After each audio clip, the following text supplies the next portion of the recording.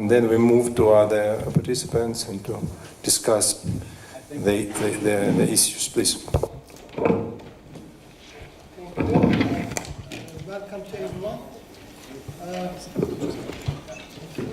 So let me briefly introduce myself. My name is Fatih Kaya.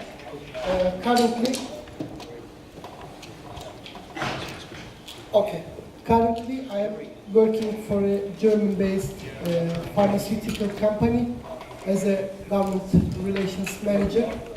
But previously, in my previous professional career, I worked for the Turkish government as a bureaucrat for almost 15 years in different government agencies. I started my professional career at the State Planning Organization, and I worked there like 10 years. And then State Planning Organization was closed and converted into Ministry of Development. And then I worked there as a head of department for more than 3 years. And then I switched gears to the private sector and started lobbying in the recent 6 years of my professional career. So Andre told me that, it would be quite helpful to briefly mention about the current policy environment in Turkey, actually. We are now in the middle of a shift from parliamentary regime to the executive presidential system based upon a Turkish model, actually. So a lot of things, a lot of parameters have changed over the recent 3 years. For the time being, the time doesn't allow me to tell every specific metric of the new system, but I would like to emphasize key dimensions of the new systems and the change in Turkey, actually. So first of all, the role of parliament is somehow decreased with the switch to the presidential system. Currently, we see that many of the decisions are taken by the president through presidential decisions and decrees.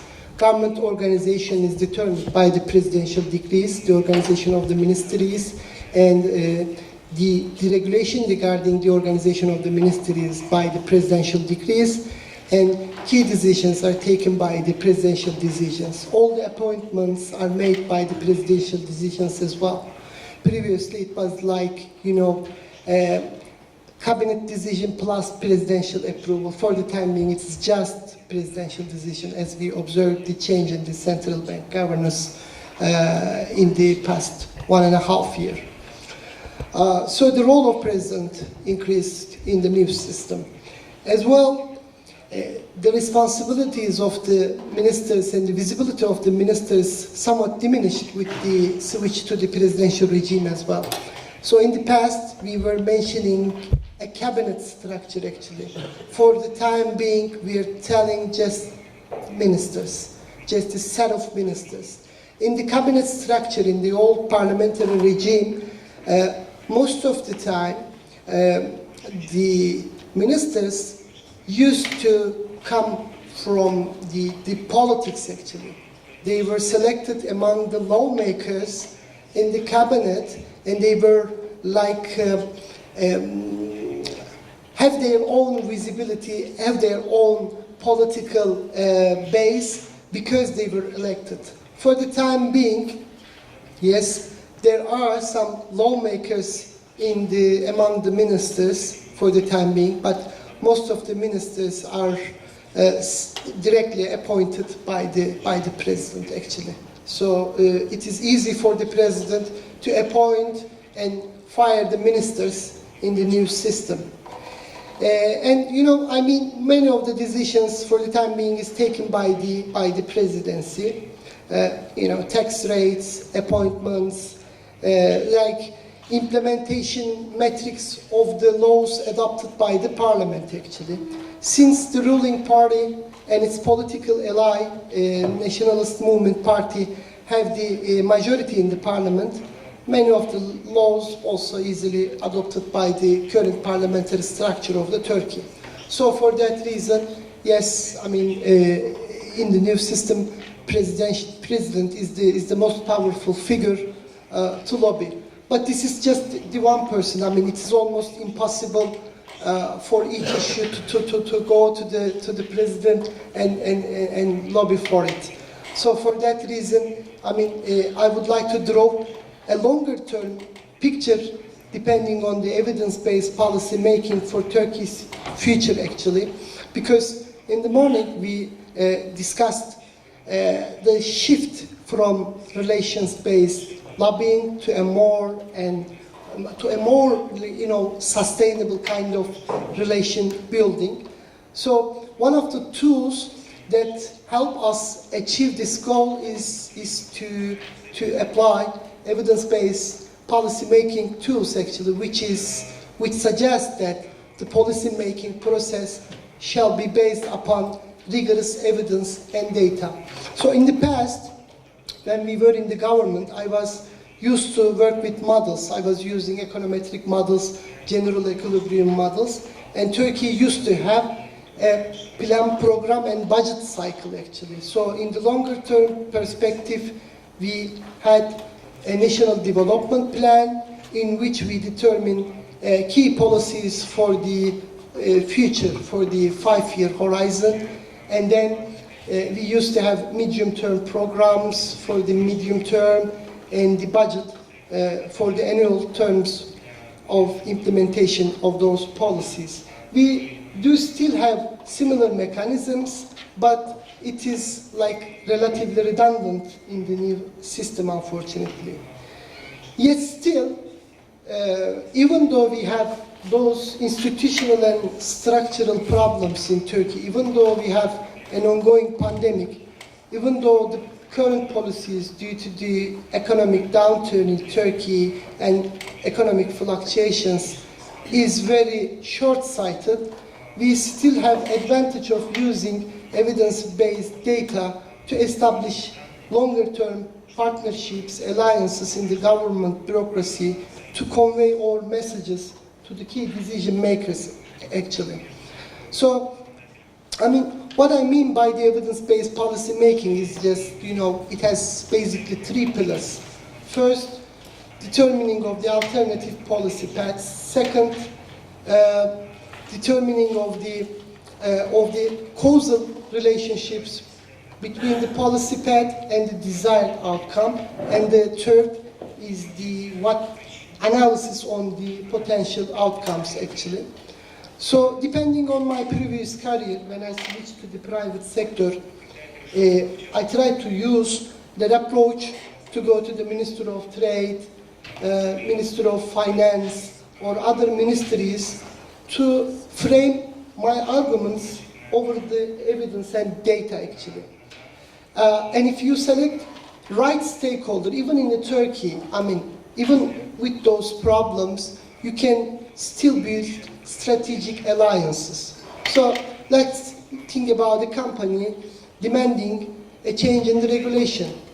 If you can build a rigorous analysis on the benefits of those change to Turkey in general, let's say increase in the import substitution, like increase in the employment, decrease in the current account deficit, or decrease in the inflation, whatever effect it is, if it is helpful to Turkey, if it aligns with the stakeholders' position, and if you go to the right stakeholders, then you can kind of build strategic alliances in the government to help your agenda go through, actually, even in this environment.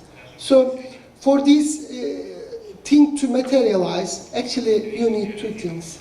First, you need to establish a rigorous evidence-based analysis, and second, select right stakeholder to lobby with for your agenda to go through. I mean, if you are going to the Minister of Finance, you should know that their first priority is fiscal austerity or fiscal consolidation or any other measure that would positively impact fiscal resources of Turkey, actually. If you're going to the Minister of Trade, you need to somehow know that their primary aim is to increase Turkey's export and decrease Turkey's imports, to reduce current account deficit.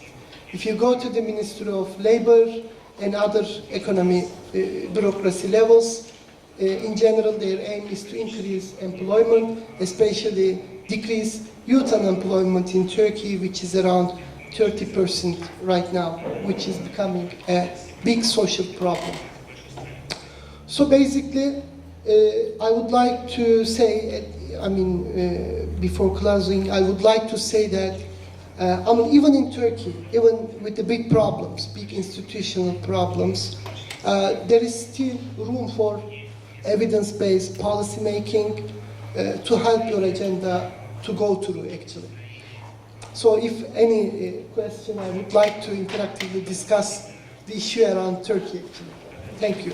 Thank you, Fatih. The questions later will be, I think, and thank you that you try to explain the peculiarities of the system, because despite that we are close allies, Turkey and Ukraine, a few people in Ukraine understand how operate the political system in Turkey, how operate the law firms, lobbyists, how you tackle all the problems, what are the cooperation between government, between private sector, between civil society. We know the system of United States quite well.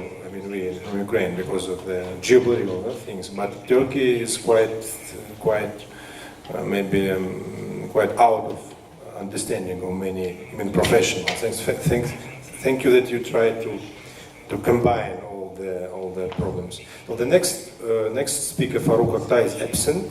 He has an urgent matter. He will come later in the evening and will participate in the other panel. That's why I address directly to Suryaprabha Sadasivan and address directly, if I'm not mistaken, she's online, yes? Hi, Surya. I immediately give you the possibility to explain and to express your point of view about the speech which you emphasized. This is the practice of lobbyism in different countries, actually. Surya, please. I just have a small presentation that I just want to put up. I don't know if you can see the screen here.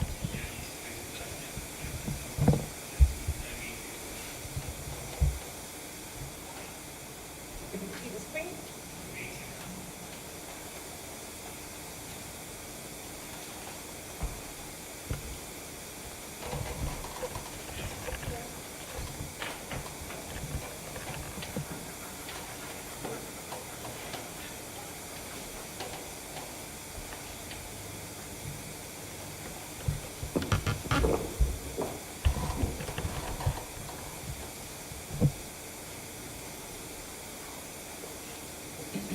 Can you see the screen now?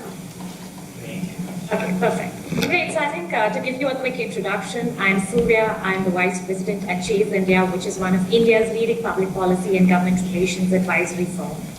Firstly, I want to thank the International Government Affairs Professionals Association for inviting me to join this prestigious event.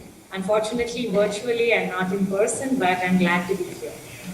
So before I talk about the key takeaways and impact of COVID-19 pandemic on government relations in India, I want to give a quick overview about doing government relations in India, because I'm not too sure if all of you are familiar with India as a market.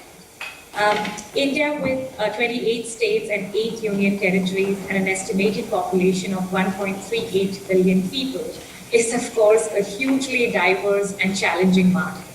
However, as I was speaking to someone earlier, a demographic dividend also brings so many opportunities for business, and hence we have seen all large multinational firms as well as the international foundations investing heavily in it. Therefore, naturally, policy making and government relations is equally complex in our country. It primarily happens at 2 levels. So we have the central level and at the state level.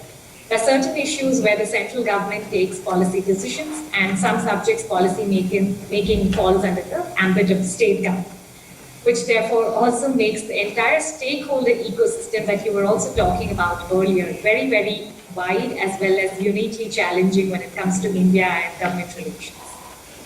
With this background, I want to talk about COVID-19 in India. And sorry, I think the presentation is off, but that's okay, I can just talk about it. So with this background, I now want to talk about COVID-19 in India. We are currently witnessing a devastating second wave, as you might have read in news and heard about it. And at present, with over 2.6 million cases and over 300,000 deaths, our public health systems are, of course, tremendously under pressure, and our economic indicators have also been very, very worrying. And also many states, almost 22 states out of the 28 states, continue to be in some form of the lockdown or not, as we speak. So what does all this really translate into when we talk about government relations in a pandemic situation? In order to make this conversation a bit interesting, I'll probably talk about some examples from our experience in the last 1.5 years of going through this pandemic and engaging with the government for some of the policy and government relations agenda. First key takeaway for us was to keep our ears on the ground, being agile and responsive to sudden government decisions which were impacting our clients' businesses and impacting businesses of different companies operating in India. So in March 2020, when the government of India, as part of its pandemic response, ordered one of the world's most stringent lockdowns, it hugely impacted many businesses, in fact, almost all businesses, because there were guidelines and directions being issued at various levels. Like I was mentioning earlier, there was central government, state government, district level, as well as different ministries giving guidelines and advisories to businesses on different issues. Of course, needless to say, it became overwhelming to keep track of those developments and analyze what it really means or what kind of impact would that have for operations of business in India. So in such a scenario, it became important for a government relations firm like us to create COVID-19 trackers for real-time monitoring of government decisions and doing quick analysis of the impact of all these decisions on our clients' business, which helped them in realigning their business priorities, strategies, and operations in India. I think the second key takeaway for us was that government relations became central to business continuity for clients and companies in this pandemic. So I'll give you an example, right? So as a result of the lockdown, almost all manufacturing units and plants were shut down across the country. Only essential services were allowed to function. Especially for our clients in the healthcare and pharmaceutical sector, many products were essential services in the essential services category. But unfortunately, because decisions, like I mentioned, was happening at a center level, state level, and district level, there was no alignment, and the guidelines and the stakeholders were not talking to each other, which created utter chaos and confusion on what really remains open and what shuts down in a situation of a lockdown. And I think this is where government relations and government engagement took a central role in planning business continuity for almost all our clients in the pandemic situation. We had to engage with government stakeholders across various levels to get them aligned on the real definition of what essential services means and therefore what remains open. And after that, we had to really engage with state-level stakeholders to ensure that some of the healthcare and medical devices related clients, because they were under the essential services category, for their plants to be allowed to operate, for suppliers to be allowed to transport their goods. And lastly, a big role was also played in working with the port authorities to ensure that import and export of raw materials, or for that matter, the end product which falls in the healthcare domain, is not impacted. The third and important takeaway for us in an Indian context of the pandemic was definitely that almost all companies had to really realign and reshift their government relations objectives. Had to be shaped or changed in the context of what was happening around us, and also realigned with the priorities arising from the pandemic itself. For example, I'll talk about this very interesting forum that we've created. So in November 2019, we helped establish India's first survivor-led national forum against human trafficking. It is called ILFAT, which is Indian Leadership Forum Against Trafficking. Today, it has presence of across over 10 states in India and a membership of over 2,500 trafficking survivors. Our entire government relations effort on this program was on advocating for stronger, stringent, comprehensive, and inclusive anti-human trafficking laws in India. However, because of the lockdown measures, members of this ill-fit community, which is also the vulnerable communities because they're all survivors of human trafficking, were terribly impacted. And for example, a group of survivors of sex trafficking based in the state of Andhra Pradesh were faced with a challenging circumstance because they've lost livelihoods, they had financial troubles, food scarcity, and serious health concerns. And as you can imagine, sex workers are often left without any documentation, government IDs, or even bank accounts, right? So this leads them to being excluded from most of the welfare measures announced by any government program.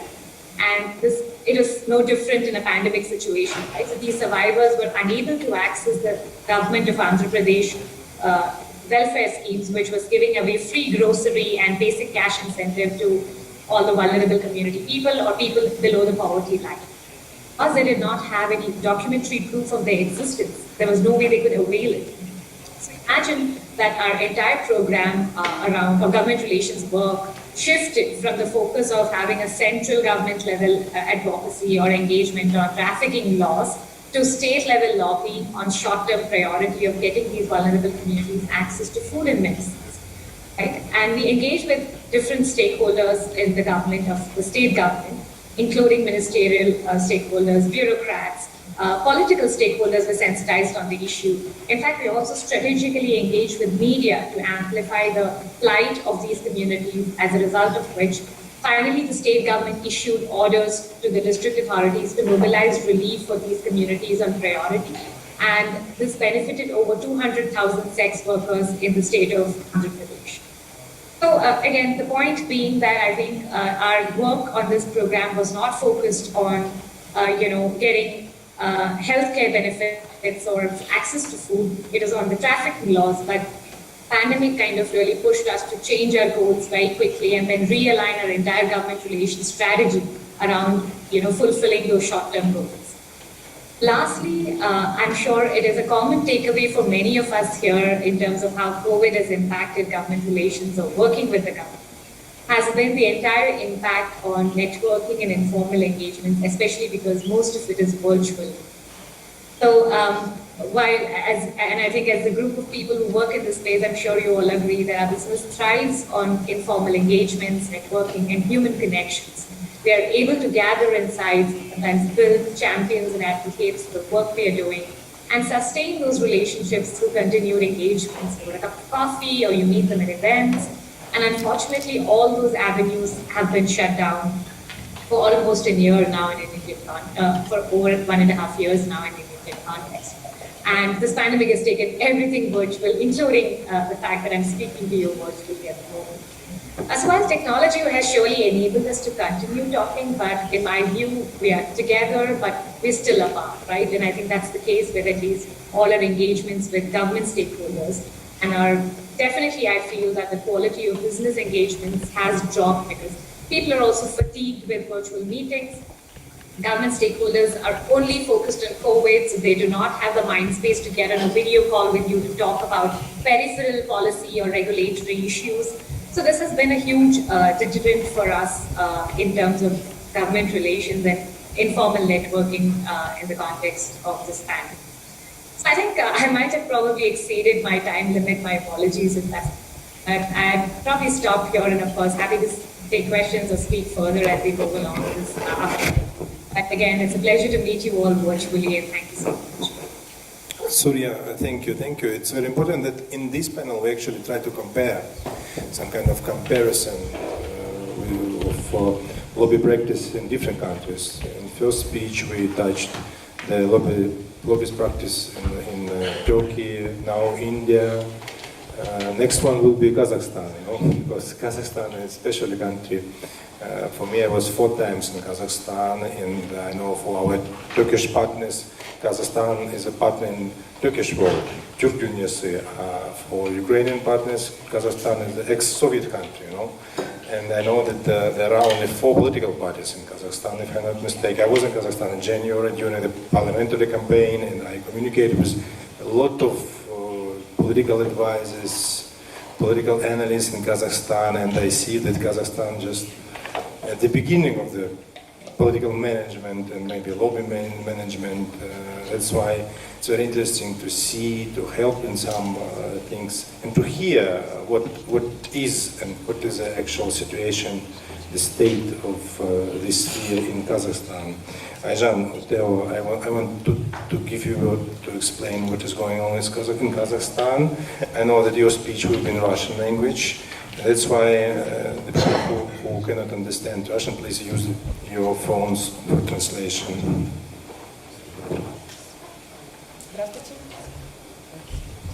Здравствуйте, благодарю за внимание.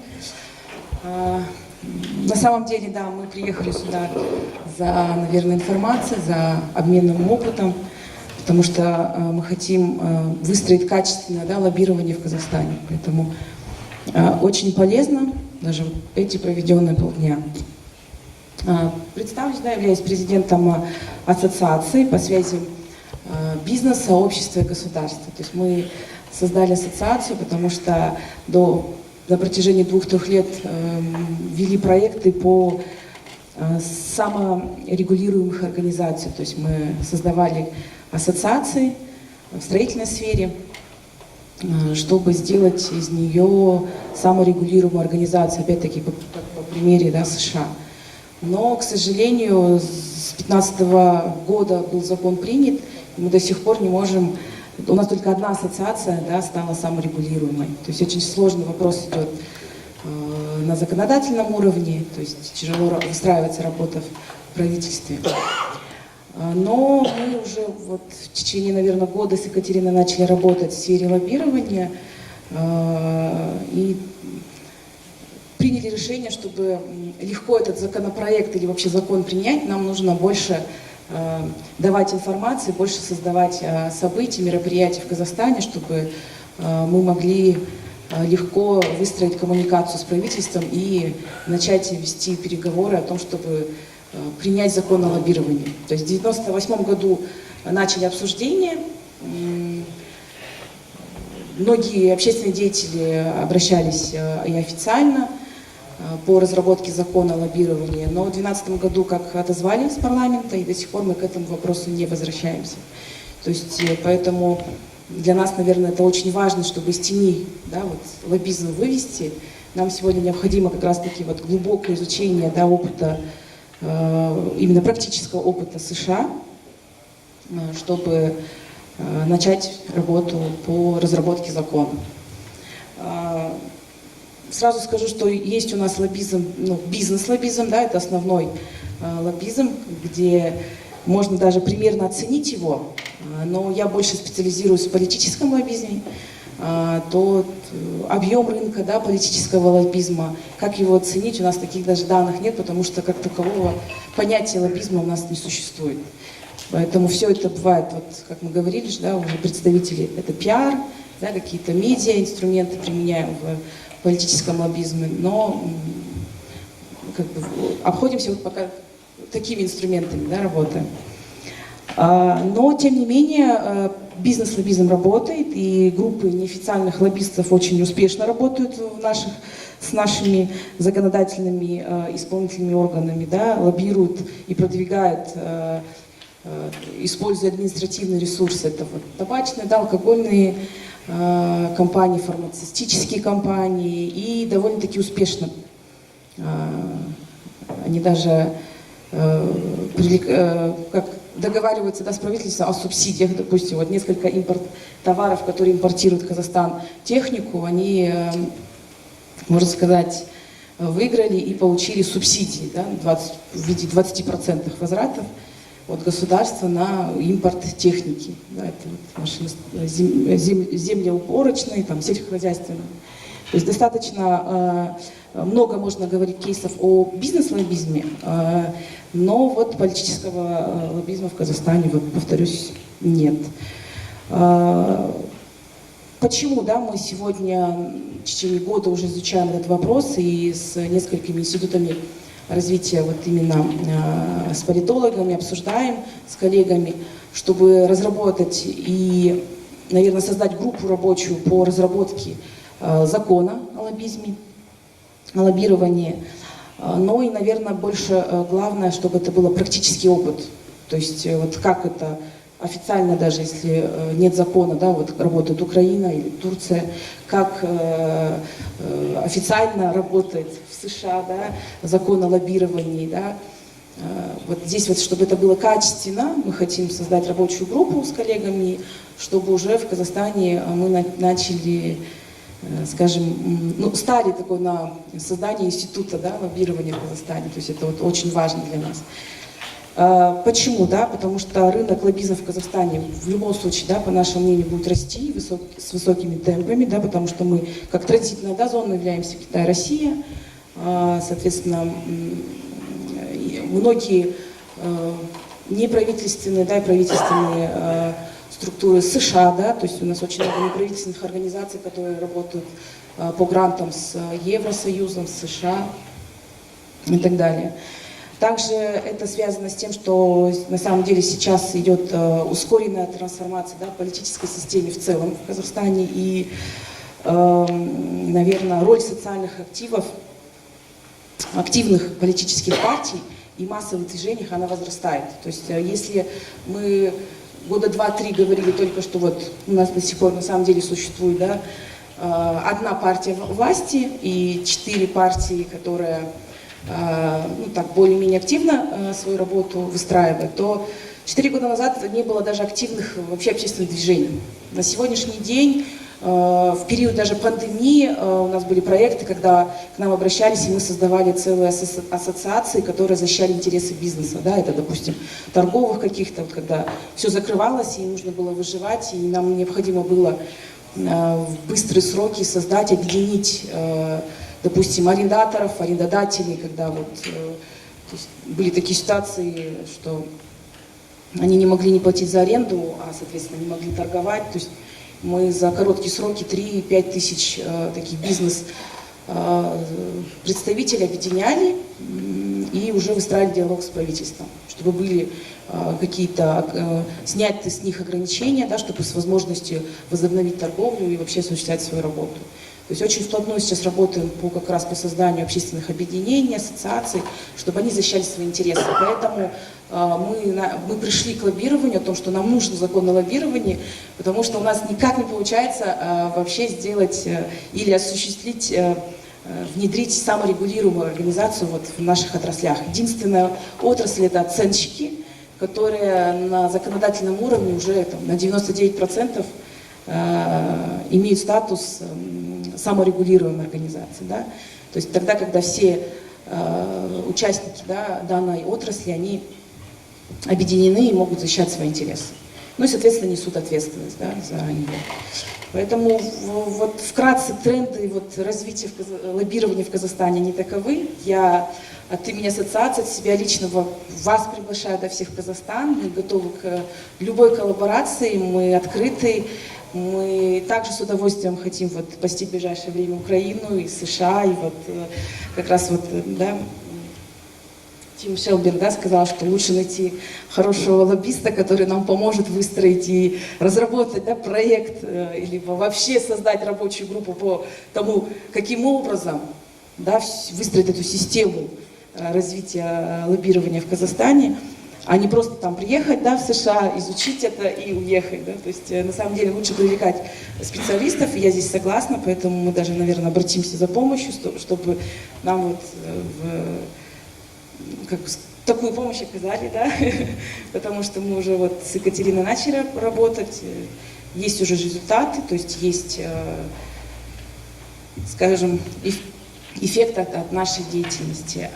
Поэтому я приглашаю, мы открыты к сотрудничеству. Ну и вообще мы считаем, что коллаборация, да, и вот такой взаимный обмен, и даже такие мероприятия, они намного качественно, да, сказываются на продвижении или вот то, что мы делаем, да, чтобы наши цели они были достигнуты, да, в ближайшее время. Вот, благодарю за внимание, если есть вопросы, готовы ответить. Ну и у меня есть один вопрос к Тиму Шелбергу, да, вот, касательно, да, я сразу могу задать. Вот к вам вопрос касательно, вот вы говорили, что лучше приехать, ну, наверное, да, это будет Вашингтон. Но есть ли такие площадки, ассоциации, либо палаты, которые помогают, да, вот как раз таки, то есть, допустим, если у нас вопрос о лоббировании. Ну или другой вопрос возникает, выстроить коммуникацию непосредственно с теми, скажем, организациями, представителями, специалистами или экспертами, то есть нужными. Да, потому что бывает, что мы приезжаем на самом деле в страну и, возможно, там, встречаемся не с теми людьми или не с теми организациями коммуницируем.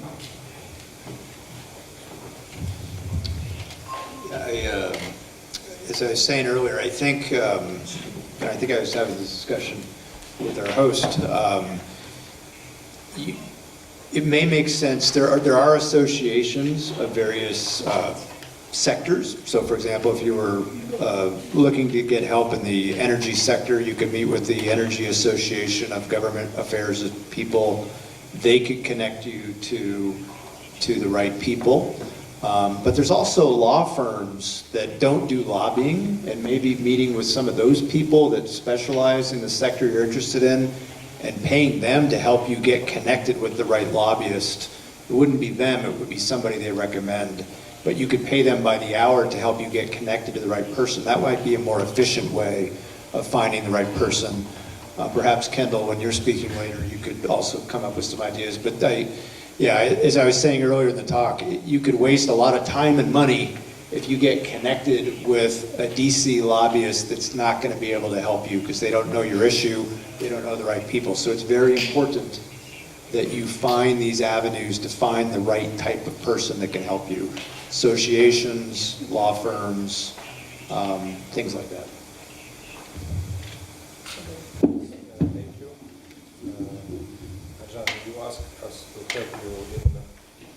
Ayazhan, you ask us to help you in networking with American lobbyists. This is a good opportunity. You know, we have already found one, two, maybe, and there is also the third one, professional political lobbyist. His name is Egon Cholakian. He's online.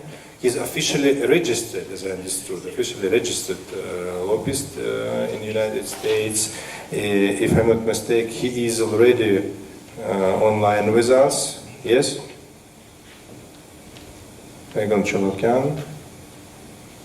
Are you waiting for Egon? Egon. How are you doing, everybody? My name is Egon Cholakian. I'm based in Boston, Cambridge, Massachusetts, and also I commute between Washington, D.C. and Cambridge on a frequent basis. I'm invited to speak on the position of the authorities of different countries on lobbying activities. That is a very simple question with a huge impact. It's quite a challenge to address, but I welcome the challenge. You know, it's interesting. The gentleman who was just speaking, the American, just shortly before, articulated that point very well when he indicated about approaching trade associations, law firms, etc. That tactic is quintessential whenever you deal on an international basis. So, I'm based in America, as I indicated. Lobbyists coming into the States come from every country, probably in the entire world. And whatever they do here, you have two elements that impact the way they operate. One, you're going to have the not-for-profit sector, such as the Foreign Lobby Watch, OpenSecrets.org, who will be watching and monitoring virtually every penny they bring into this country for lobbying efforts. So a little cautionary note, for heaven's sake, if you decide to come this direction, keep that in mind that what you do, even though it's deemed public record for the most part, there are people outside that will be monitoring and reporting and disclosing what you do publicly on the net, so it's visible to everybody rather frequently. I would say they'll look for that information. If, however, you're a lobbyist or a governmental affairs advisor going from the U.S. outward bound to other countries, you don't have that luxury. It's not that structured. In fact, in preparation for this chat this morning for me, of course, afternoon for you, I kept thinking, now, how would I approach this? Would I approach this as an individual who was representing a political factor or an individual who was representing a commercial entity who wanted to gain access to a foreign market, commercial market. If in fact I were going into a foreign jurisdiction with a political agenda in mind, I would be exceedingly cautious, even if it's as structured as Europe, about saying I'm here for political reasons or disclosing that, in fact, I'm coming into that jurisdiction as a lobbyist. I would be exceedingly delicate on that point. I would personally not hold myself out as a lobbyist in a foreign jurisdiction. I would instead refer to myself as a governmental affairs person, a corporate governmental affairs person, something along that line. I'd be a bit more diligent in my representation. I would not go into a foreign jurisdiction and say, hello, I'm a lawyer from America coming in to practice law in this jurisdiction. That becomes a very sensitive issue. And then now it's on the commercial side. If you're going in to obtain commercial advantage and obtain licensing, something on the regulatory affairs area, then I would truly approach. If I did not have any contacts in that foreign jurisdiction, I would immediately access the respective trade unions, trade entities, trade associations, not one, but all, because you don't know the politics of how it's structured in that foreign jurisdiction. Once you touch base with one, you are, from that point on, committed to them. You're with them, and they can sabotage you as quickly as healthy. So for heaven's sakes, keep that in mind. I'm going to give you an example. I picked a few examples, but I think we really demonstrate that's what I'm trying to get across here. Years gone by, I represented a publicly traded New York Stock Exchange company who essentially brokered a marketing product. And they represented major Fortune 10, we'll say General Motors, Ford Motor Corporation, said all the big boys at the time, in a joint venture undertaking. I was put in charge of getting governmental approvals to undertake this business plan. And the countries involved at the time were, keep in mind I'm based in the U.S., they were Canada, United Kingdom, Australia, New Zealand, etc. Basically the former British Commonwealth. The product marketing scheme had never ever been undertaken in either of those jurisdictions. So I was given complete dexterity to figure out how to pull this off, what to do, and I had a fairly substantial budget to do so. I realized at the point that I didn't know who was who, never been undertaking this sort of product in the past. I literally took the initiative to go to the individual countries, to their capitals, in the case of Canada, Ottawa. And I really had to do homework first to figure out, before I open my mouth and say, here's what we want to do in these countries, because it could get shot down and permanently closed down if I hit the wrong button, shall we say. So I spent time laying out a game plan well before I went in and endeavored to get approvals. For whatever reason, I did remarkably well on this particular venture. We secured every country we went after. I should mention that France was also one of the countries, now that I think of it. And we pulled it off. But I would add that each and every one of the entities, you had the respective provinces, states, whatever in those countries, that had a different mode of operation. There was nothing uniform about the system. And I found that I ended up dealing directly with the politicians, not with the regulatory bodies. They were not equipped to make a decision. They had no protocols in place. So that immediately became the path not to travel. I did, in fact, become intimately involved with the political structure of each of those jurisdictions. And I did achieve my mission. But I went in there not as a lobbyist. That was the last label I wanted to carry. I went in there as a business governmental affairs person. And I worked with each and every one of those jurisdictions to let them tell me how they wanted me to structure my approach. So to answer your question, the initial question, how do foreign authorities in different countries deal with lobbying activities. Many times they don't have a procedure in place. So do please be prepared for that. Accepting that posture to begin with, I now encourage people who are involved in governmental affairs activities, particularly on the international level, to lay out a game plan first from their own jurisdiction, figure out questions they should ask themselves, or what are the foreign concerns of my home country? So, case in point, I once represented a military aircraft manufacturer in Europe, a major military aircraft manufacturer in Europe, in putting their Eurojets, in fact, their Saab Scania Eurojets, into the hands of the Chilean Air Force.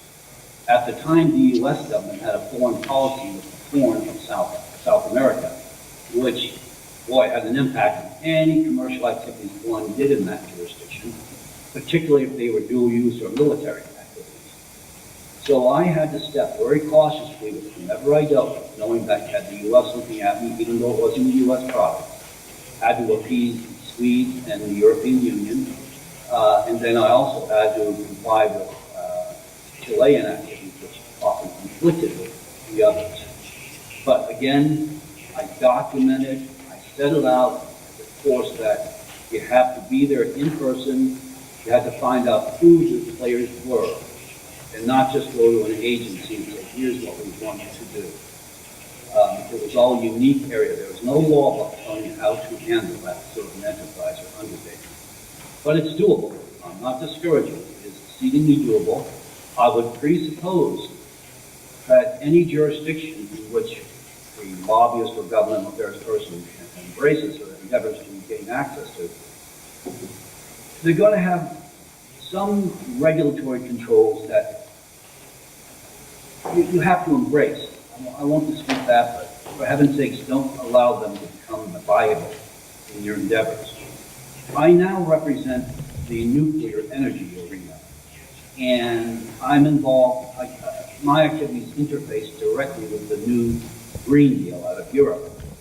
I would go so far as to mention, this may sound silly, but bear me out, I was born a Protestant, which is no big thing. I'm now involved with the Vatican, which is Catholic. Why? Because they are a player in the new Green Deal. And when you go into countries, European, elsewhere, and you're dealing with nuclear energy, which is now accepted in the new Green Deal, I recommend you have the religious bodies behind you. They are major players in most international jurisdictions, not just the government of the respective countries. In concert with that same logic, I immediately approach international institutions such as the World Bank. Any major infrastructure undertaking, likely as not, you're going to have the World Bank as a major player in that endeavor. And I immediately let them know what my mission is. Why, in the event you get in any kind of trouble, they usually know who to go to, what to do, and so forth. But reiterating the point, get the political players, for heaven's sakes, on your side. So, to me, most of the jurisdictions in the world have a religious player. And the state is not a big thing. You go elsewhere, it becomes critical to your mission, particularly in the third world. And so these are coins that I save up before I go anywhere. And I don't go to a law firm to get those connections. I don't go to a advertising firm, PR firm. I pull those out of the hat myself. I figure out who really is connected on those sides. You would be surprised.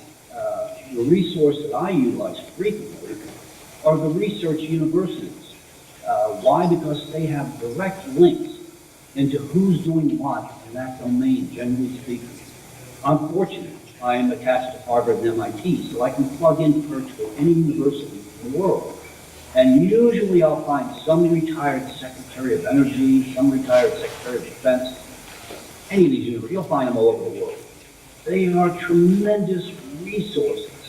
They can plug you in one day to whom you want to meet elsewhere in the world. More so than if you went to Washington, D.C. and say, who was your contact? So that gives you some insight on what I feel addresses your question about the attitudes of different authorities. Lobbying is not a title that is accepted worldwide. It conjures negative thoughts very often. The press coverage, lobbyists don't make the press coverage in the United States on a daily basis unless there's some sort of scandal or negative relationship that they try to sell. So I embrace the government affairs title. Tends to keep you out of trouble. And I get rid of the title attorney at law because that usually says you're in a foreign jurisdiction or you're entitled to speak as an attorney. It doesn't conjure the best image. I do go in with a university connection because every nation promotes higher education, or at least they like the image of doing so. And as I said, I bring in the religious entities. They've been so resourceful so far that I can gain more ground in 1 week with that relationship than I can with virtually any other relationship in a given country. And then on top of that, if you're going to go in, if you're going to get involved in changing or endeavoring to change law or regulation in a country, a foreign country, and you're going in as an agent of that mission in mind, be exceedingly cautious. The moment you're going to have more than, you can have two bodies or more who are going to conflict with you immediately, going there as an adversary automatically with that bad image. So I would stay any involvement if you're a lobbyist going with that mission in mind whatsoever. You will find that you can walk into very dangerous quite handily and not prove it in any measure.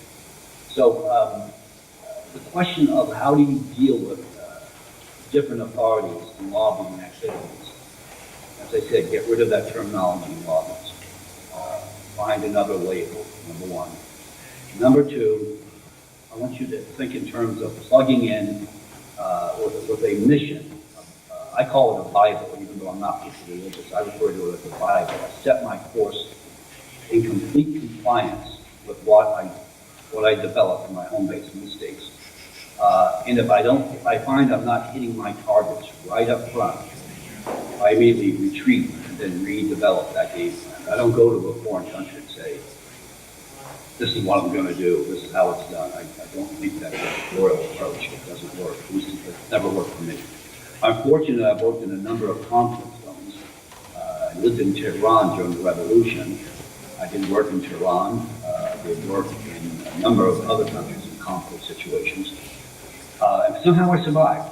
But again, I hooked up with the religious community. They gained access and their soul never opened them. I would add to that. Now, you will find that sometimes when you go into a foreign jurisdiction as an American lobbyist and you want to promote access with a commercial venture in mind, if you're going to go in as a soloist, i.e. you want to get your client exclusively in that arena, I don't know that that's prudent. At first I would seek out partnerships, joint venture relationships, otherwise don't reinvent the wheel, for heaven's sakes.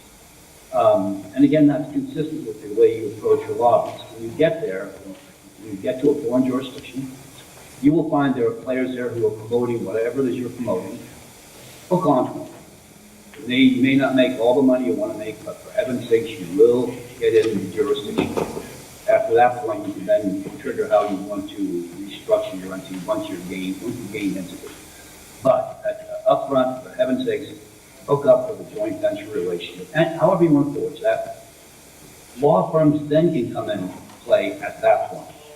Once you know who the law firms are, who they represent, what their track records have been, who they're embedded with, as we say here, that will give you the edge on your endeavor.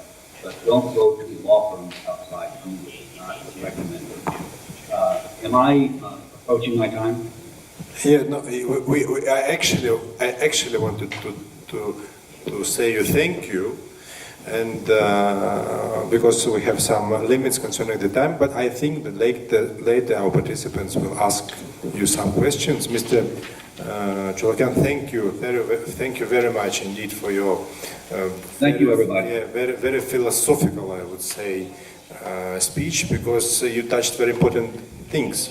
For me, for a person who has actually PhD in philosophy, it was very interesting to hear the penetrating things concerning lobbyism because you try to explain the difference between lobbyism and the other activities. Not what kind of business can be in lobby, and not every, let's say, lobby practice or lobby tools can be used for promotion of all kind of business activities. So, I mean, it's a very interesting point of view. Now we can move to Ukraine and to our representative from Ukraine, Mrs. Galyna Kheylo. Yes? And now we want to hear maybe the accurate or some kind of case concerning the positive experience of promotion, some legislative changes or amendments concerning the specific area. Galyna, please. Спасибо. Спасибо. Добрый день еще раз. Я Galyna Kheylo, президент Украинской ассоциации платежных систем, вице-президент. Не слышно. Теперь слышно? Тогда повторюсь. Я Galyna Kheylo, президент Украинской ассоциации платежных систем и вице-президент Ассоциации украинских банков. Хотела бы сегодня обсудить вопрос важности диалога с властью бизнеса и, в частности, платежных систем. Какое мы все имеем к этому отношение? Самое что ни на есть прямое. Мы все являемся пользователями услуг платежных систем. Когда мы пользуемся платежной картой для оплаты в интернет-магазине, например. Мне кажется, выключился микрофон. Когда мы пользуемся платежной картой для оплаты в интернет-магазине, или когда мы оплачиваем покупку на кассе в супермаркете, или когда мы переводим платеж с карты на карту, или когда одно предприятие отправляет деньги другому предприятию, везде задействованы платежные системы. Соответственно, очень важно, чтобы регулирование платежных систем осуществлялось... Извините, пожалуйста, что-то с микрофоном. Хорошо, да, потому что такие перепады немножко. Очень важно, чтобы регулирование платежных систем осуществлялось, во-первых, рыночным способом, а во-вторых, чтобы был действительно живой диалог с властью. На конец 2020 года в Украине насчитывалось 48 платежных систем и 2 системы, которые основаны Национальным банком Украины. То есть система электронных платежей, СЭП так называемый, и национальная система платежей Простер. У платежных систем на конец 2020 года 129 участников, из них 69 банков и 60 небанковских учреждений. То есть этот рынок огромен. Если говорить о цифрах, то по суммам самое крупное место занимает, конечно же, платежная система Нацбанка СЭП. Тот оборот транзакций, который она проводит в год, в 10,7 раза больше, чем валовый внутренний продукт нашей страны. Если говорить о числе транзакций, то, естественно, тут во главе угла системы карточные, и, соответственно, где-то порядка 6 миллиардов транзакций они проводят. Диалог важен, и я сегодня хотела бы поговорить о конкретном кейсе, который вот сейчас достаточно актуален для Украины, так называемая комиссия Interchange. Кто не знает, что такое комиссия Interchange, это межбанковская комиссия, которая взимается, делится на 3 части и взимается, можно сказать, 3 получателями. Первый получатель – это тот, кто имитирует карточку. Второй получатель – это платежная система, через которую проводится платеж. Обычно это либо MasterCard, либо Visa, поскольку основные платежи происходят через эти системы. И третий – это тот, кто ставит терминал в магазине и, соответственно, обслуживает этот терминал. Ритейлеры Украины выступили в очередной раз с предложением снизить комиссию интерчейндж. В чем был аргумент ритейлеров? Во-первых, они говорили, что из-за этой комиссии Украина не может перейти на кэшлесс платежи, потому что все-таки пытаются экономить вот эти вот 2 с лишним процента, которые получает комиссия, и стараются максимально не пользоваться терминалами. Второй аргумент ритейлеров был, что они смогут дать лучшую цену покупателям, если эта комиссия будет снижена. Ну и третий аргумент был, что вот так есть в Европе. В Европе действительно в 2015 году была законодательно снижена комиссия интерчейндж. В чем были аргументы банков, которые и платежных систем, которые, естественно, возражали против снижения этой комиссии? Аргументы были следующие. Если мы говорим о опыте международном, об опыте Европы, то надо проследить, к чему привело, собственно говоря, снижение этой комиссии интерчейндж.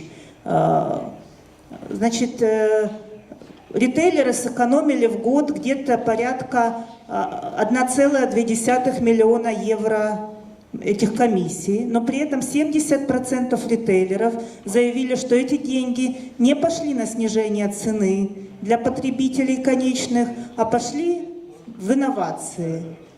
Ритейлеры получили дополнительные прибыли, банки, естественно, недополучили эти комиссии. Соответственно, банки всевозможным образом пытались компенсировать эту историю, и, соответственно, они максимально удорожали свои продукты, то есть карточки стали платными, увеличились комиссии там, на конвертации и прочие услуги, и, соответственно, конечный потребитель все равно пострадал. Если говорить о том, какие исследования провели ученые, они сказали, что даже если бы вдруг эти комиссии все пошли для потребителя, то оказалось бы, что на год на каждую семью приходится где-то 6 евро экономии. Ну, то есть сумма абсолютно незначительная, и на самом деле вот это регулирование цены принесло пользу только лишь ритейлерам. Что касается банковских продуктов, то карточный бизнес Европы, к сожалению, на сегодняшний день не находится в своем расцвете, он не развивается высокими темпами, потому что в него не вкладывается достаточное количество средств.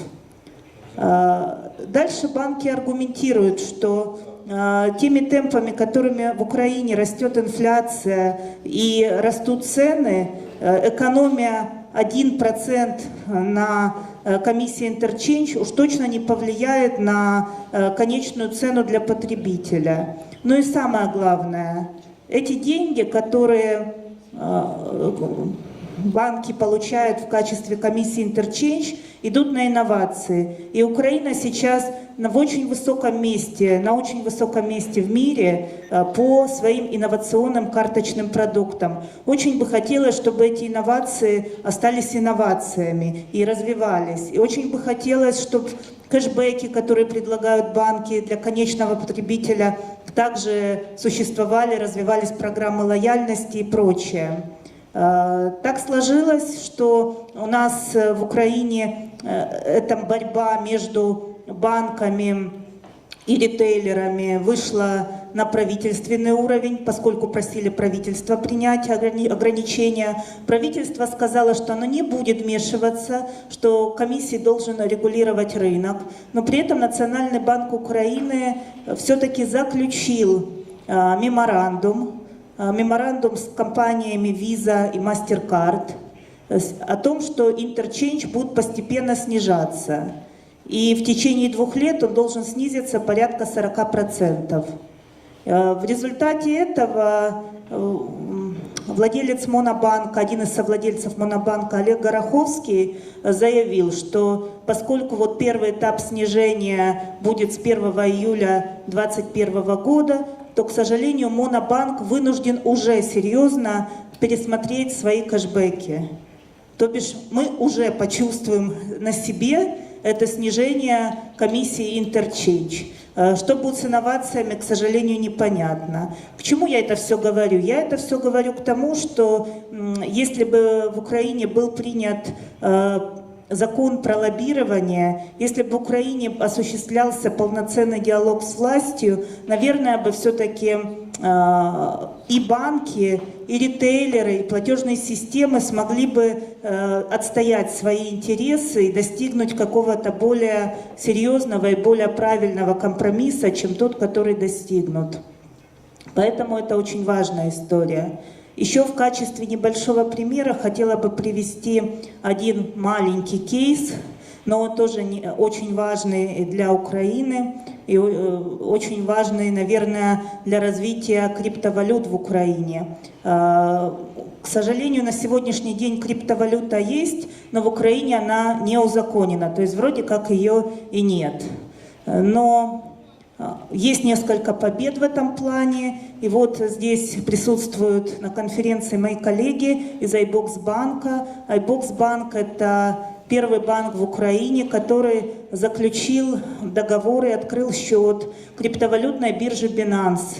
И, наверное, вот с этого как раз и начнется движение криптовалют и законодательное формирование рынка криптовалют в Украине. Поэтому я поздравляю iBox банк, ну и поздравляю Украину, что у нас это началось. Все, спасибо за внимание. Yes, yes. There's a question. We have 20 minutes only, and we have 2 speakers more. We have to finish in 20 minutes precisely. Only one question.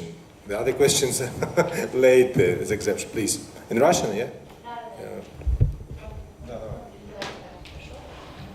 У меня такой вопрос. Один из банков Казахстана, которого... Сейчас, микрофончик.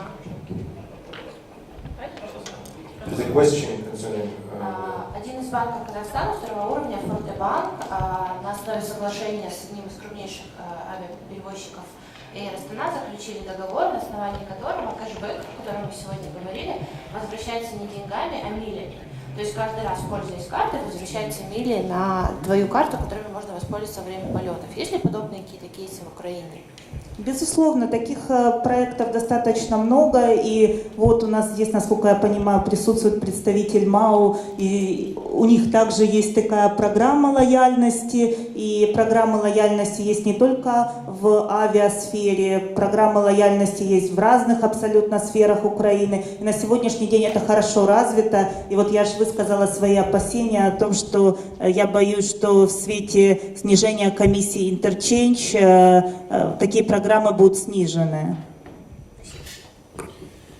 Thank you. It's very complicated question. I would say we should analyze it much more serious, because I personally also connected with some, not connected, I helped in some promotion and lobby in Ukraine, some cryptocurrencies, bosses, cryptocurrencies companies, you know. Cryptocurrency, this has, in my opinion, as a lawyer, but actually for many years not practiced as a lawyer, more like a political analyst, but the same problems which we have with cryptocurrency, the same problems we have with the lobby activities in Ukraine. They are not quite enough regulated. And a lot of people, politicians first of all, politicians, they use this situation. For example, in Ukraine, I know the situation when the son of one of the MP members in our parliament, the Ukrainian parliament, signed a declaration, tax declaration, and used cryptocurrency just to avoid the tax system, tax evasion, you know. I know precisely the case, who did it, who helped to do this, and nobody reacted.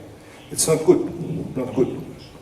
It's not lobbyism, in my opinion. That's why we should find the wise decision.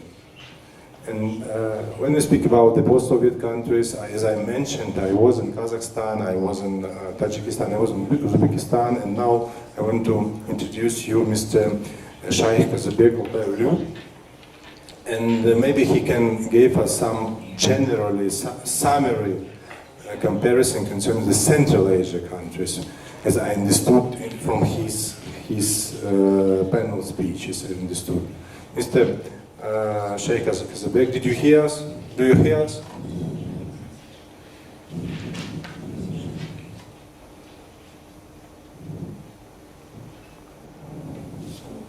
Добрый день, коллеги. Я думаю, меня представили или нет? Слышно меня?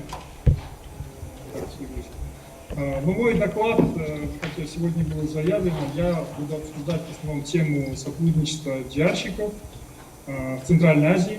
Вы знаете, что сейчас Центральная Азия в сформировавшейся такой геополитической обстановке играет такую очень интересную роль. Вы знаете, что есть любой диарщик, он, конечно же, наиболее плацдарм для своих возможностей черпает именно из международной обстановки. Потому что сейчас все руководители, все правительства всех стран мира практически, они ищут свое место в сформировавшейся новой реальности. И те процессы, которые сейчас происходят, это и кризис между западным миром и Россией, кризис между Россией и Украиной, кризис между западным миром и Китаем, и Ираном, кризис отношений также между Китаем и Индией. Все это порождает принципиально новые возможности для сотрудничества и развития каких-то инноваций, внедрения инноваций с помощью DR-инструментов во всем регионе Центральной Азии. Также, что очень важно понимать, что вся Центральная Азия, практически без исключения, все страны Центральной Азии на текущий момент находятся в транзитном состоянии. То есть происходят очень крупные, серьезные политические изменения. Вот в нашей стране, например, вы знаете, что в Казахстане, например, долгое время был президентом Нурсултан Назарбаев. Сейчас на его место пришел Касым-Жомарт Кемелевич Токаев.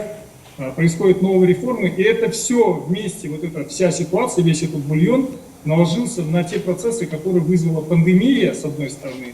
С другой стороны, большую роль в этой ситуации сыграло падение цен на энергоресурсы.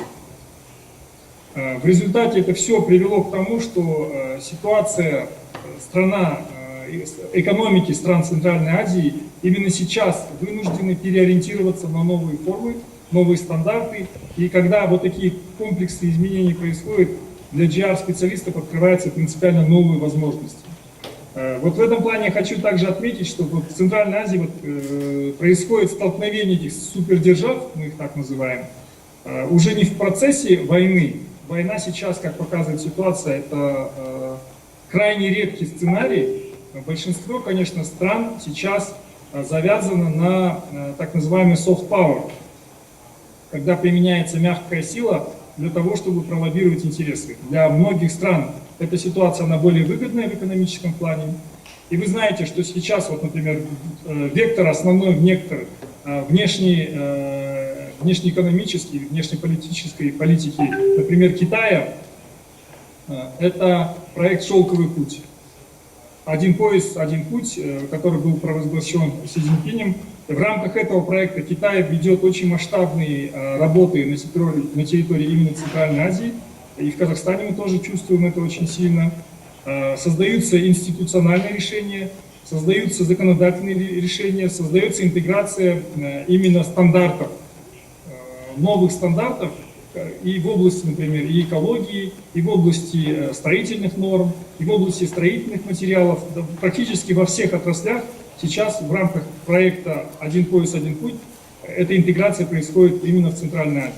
Также очень важно понимать, что в Центральной Азии практически все государства являются либо членами, либо наблюдателями в странах ЕАЭС. То есть это проект, который инициирует Россия. Здесь также и таможенный союз. Здесь также очень много внедряется у нас пытаются создать надправительственные органы, и вот эти все инициативы, они, конечно, создают большую путаницу. С одной стороны, но с другой стороны, именно вот эта путаница создает очень большой маневр для работы джиарщиков. Потому что многие проекты, например, на территории России, нашими коллегами из России, пытаются внедриться именно через Казахстан или через другие республики именно Центральной Азии, потому что они в этом видят большие возможности. Также есть, вы знаете, что есть очень большой проект, который инициирует Турция. Это возникновение и создание Турана, великого Турана. У нас тоже в рамках этих процессов происходит очень много изменений. Очень крупные инвестиции приходят со стороны Турции. Мы очень тоже в Казахстане, поскольку мы являемся тюркским государством, у нас это все активно приветствуется. Вы знаете, что у нас находится Туркестан, и в Туркестане очень крупные инвестиции заходят со стороны Турции, но и также вместе с не только инвестицией, еще и идет очень большая международная работа, информационная работа по созданию этого самого великого, нового великого Турана.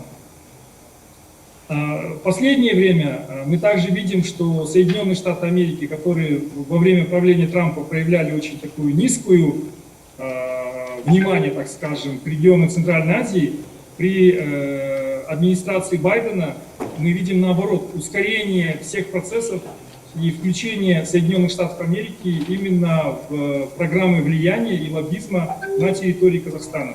Мы это очень сильно видим, потому что Байден заявил о проекте американской версии «Шелкового пути», который является во многом очень серьезной альтернативой проекту Китайской Народной Республики, с одной стороны, с другой стороны. Многие проекты именно Китайской Народной Республики, они проходили, включали в себя участие в ней активное еще и России. То сейчас мы видим, что многие проекты, которые инициируются в рамках нового шелкового пути или Тросека, есть еще европейский такой проект на территории Казахстана и Центральной Азии реализующийся. Там, наоборот, Россия из этих транспортных потоков, как мы видим, исключается. Все вместе, не только это же, эти проекты все, это не только система логистики, это не только транспортные потоки. Они в себя включают и проекты, в том числе формирование финансовой инфраструктуры. Они включают в себя в том числе проекты, касающиеся введения единых стандартов валюты. Вообще есть инициатива, например, в рамках Евразийского союза создать единую валюту. Также я знаю, что очень много именно государств, которые инициируют тот самый Туран, они тоже говорят о создании единого какого-то платежного поля для стран именно тюркского мира. Все это вместе открывает перед нами принципиально новые большие возможности.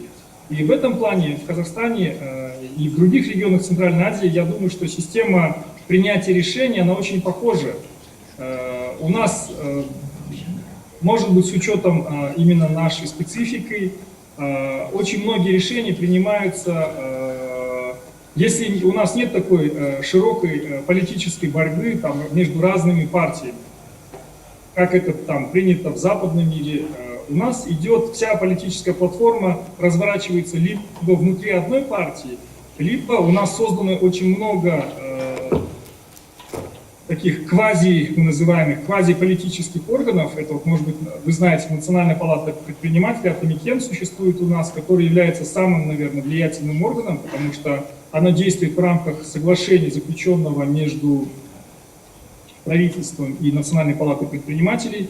И вот эта миксовая система, когда принимается решение не только на уровне госорганов, но госорганы какие-то свои решения согласуют еще и с ассоциацией предпринимателей. Это создает вообще уникальный вариант, уникальную возможность для работы именно джиарщиков в Казахстане. Также политические партии у нас, очень многие политические партии, поскольку у нас существует одна доминирующая политическая партия, она многие векторы политической борьбы вобрала внутри себя. Это тоже большие возможности для джиарщиков, потому что партия Нур-Отан, например, она имеет самую большую, я думаю, политическую фракцию в нашем парламенте. И у нас фракция, она напрямую зависит от решений, принимающихся внутри партии. это дает тоже очень серьезный... Это плохо для лоббизма, потому что имеется в виду легализация лоббизма, потому что очень сложно описать эти процедуры, когда вся работа происходит внутри партийного аппарата, а не на поле парламента, например. Но в то же время это большая работа для джиарщиков, потому что у нас есть возможность помогать и государству, и правительству, и политическим партиям привлекать туда новые идеи, новые возможности. И я еще раз хочу повториться, что сейчас вся наша страна вошла в транзитный период, потому что новый президент и многие структуры, они сейчас именно трансформируются с учетом этого фактора. И в то же время мы видим в Казахстане, во всяком случае, ну и я очень близко сотрудничаю с многими республиками Центральной Азии, мы видим, что проблема изменения конъюнктуры рынка, она очень сильно сказывается, и все ищут свои возможности в этих новых реалиях. У нас, например, есть программа развития агропромышленного комплекса, у нас есть такие программы создания в Казахстане агрохаба.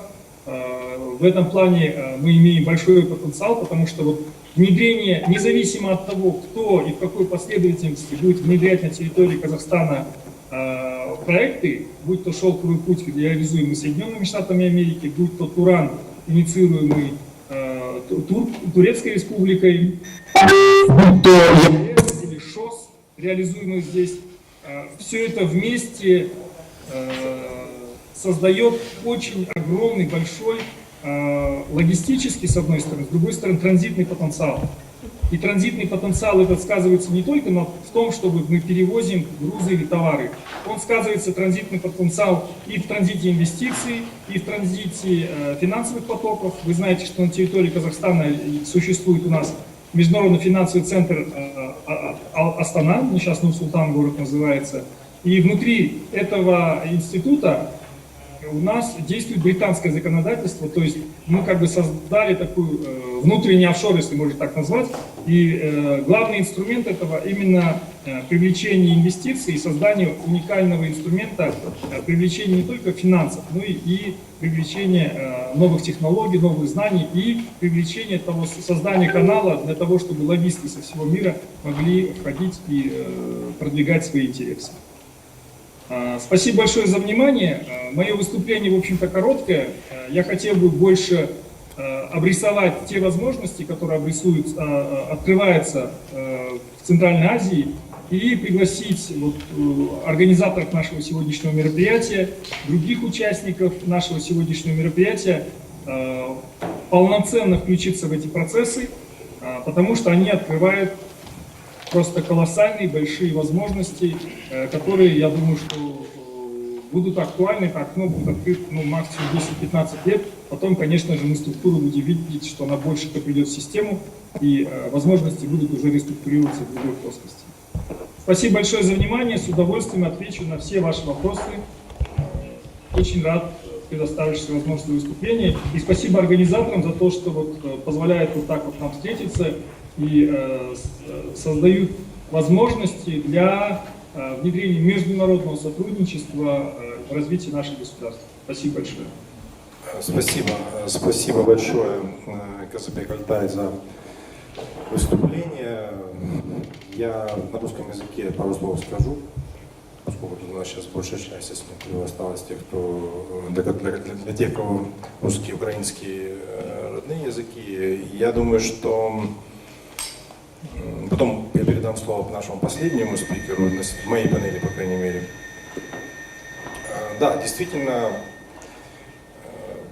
геополитические расклады, они создают очень серьезную основу для работы джиарщиков, пиарщиков и так далее.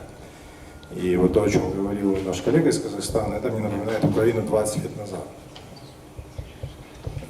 Когда точно такая же у нас была создана основа геополитическая для вхождения разных лоббистов, пиарщиков из разных стран, преимущественно двух стран. Я так считаю, по крайней мере.